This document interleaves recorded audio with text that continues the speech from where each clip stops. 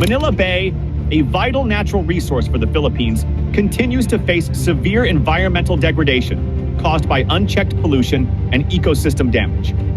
Waste from shanty towns, factories, businesses, and residential areas flows directly into the bay, resulting in a significant decline in water quality. This contamination has impacted marine ecosystems, with fish populations and other aquatic life diminishing rapidly. Currently, the bay's water quality remains far below the standards required for safe swimming or supporting marine biodiversity.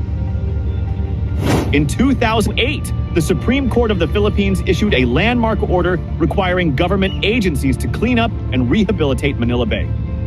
The directive aimed to restore water quality and mitigate pollution. However, despite this mandate, the bay remains heavily polluted, with little progress made in addressing its environmental challenges over the years. The need for sustainable solutions has become even more urgent as the bay's condition continues to deteriorate. In August 2023, President Ferdinand Marcos Jr. ordered an indefinite suspension of all 22 reclamation projects in Manila Bay.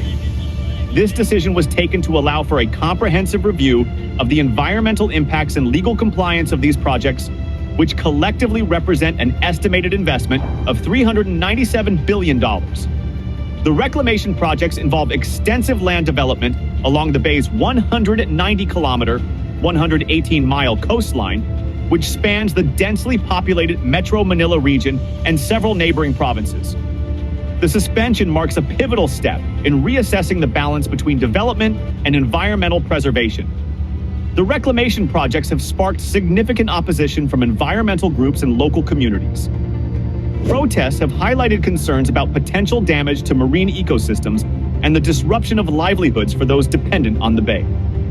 These concerns are highlighted by the 2008 Supreme Court order, which remain critical backdrop to the debates surrounding Manila Bay's future.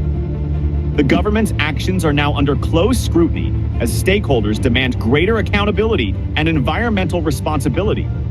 To address these pressing concerns, a team of experts, including oceanographers, geologists, and climate change specialists, has been tasked with reviewing the cumulative environmental impact of the reclamation projects. This scientific evaluation aims to ensure that the planned developments do not further degrade the bay's fragile ecosystem. The results of this review will play a role in shaping the Philippines' approach to balancing economic growth with environmental sustainability. Among the suspended projects, the Pasay Harbor City project, which involves reclaiming 265 hectares in Pasay City, and the Pasay 390 hectares project, a partnership between the Pasay City government and private entities like SM Prime Holdings Inc., have drawn particular attention. Both projects exemplify the scale of the proposed developments and the environmental challenges they pose. Despite the suspension of these reclamation initiatives, the challenges facing Manila Bay remain substantial. Pollution, ecological degradation, and the need for sustainable development demand coordinated efforts from government agencies, environmental experts, and local communities. The United States has raised significant concerns regarding the environmental and geopolitical implications of the reclamation projects in Manila Bay. In a statement, the U.S. Embassy in Manila expressed deep apprehension about the potential long-term and irreversible damage these projects could inflict on the environment. The embassy highlighted the vulnerability of Manila and surrounding areas to natural hazards, warning that the reclamation efforts could undermine resilience to such threats. Moreover, the projects were flagged for their potential negative impacts on marine ecosystems, local commerce, and the livelihoods of coastal communities. A particularly contentious issue is the involvement of the China Communications Construction Company, a firm blacklisted by the United States in 2019. The U.S. Department of Commerce added the firm to its entity list due to its role in constructing militarized artificial islands in the South China Sea, restricting the company's trade with American firms unless granted a special license.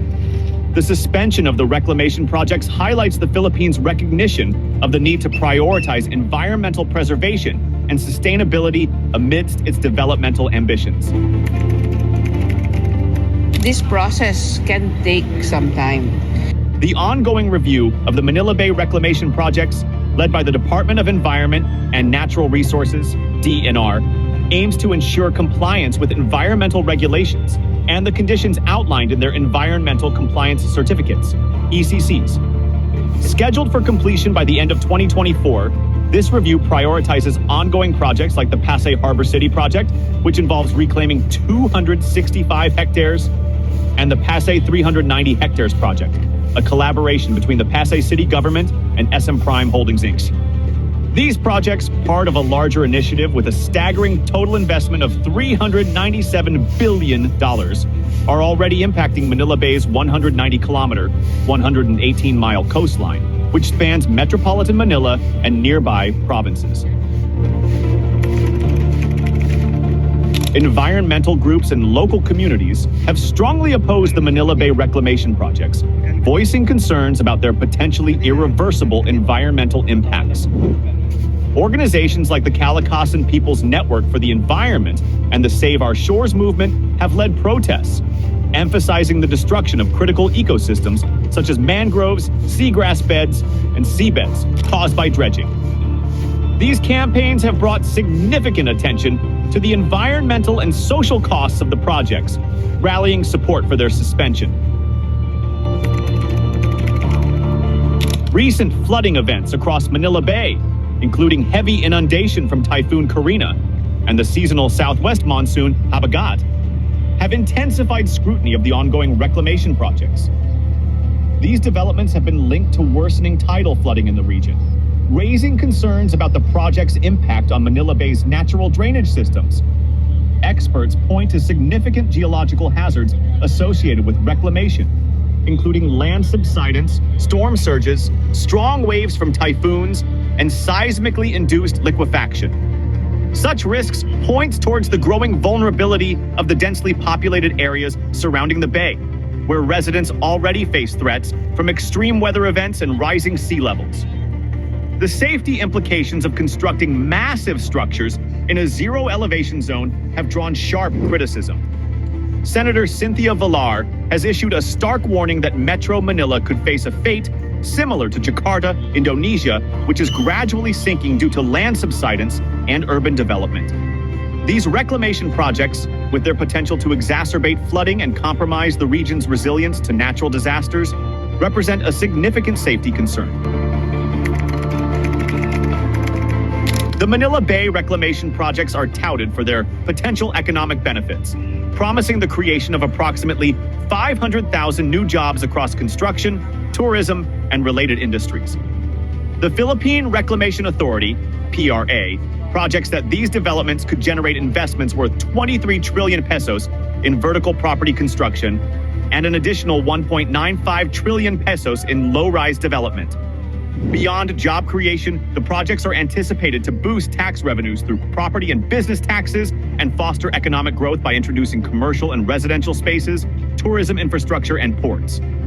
However, the projects also face criticism for their environmental and social costs. Environmental groups warn of the irreversible destruction, which threatens vital marine ecosystems and local livelihoods. Concerns about exacerbated tidal flooding, land subsidence, and storm surge risks add to the apprehension, especially given the geological hazards identified by experts. Additionally, hundreds of underprivileged families have been displaced due to the reclamation efforts, compounding the social and economic toll on vulnerable communities. In response, the government has launched a comprehensive review of the projects, involving public consultations and input from stakeholders, with findings expected by the end of 2024. Balancing economic gains with environmental sustainability and social equity remains a critical challenge for this $397 billion initiative, spanning Manila Bay's 190-kilometer coastline. Thank you for tuning into our channel.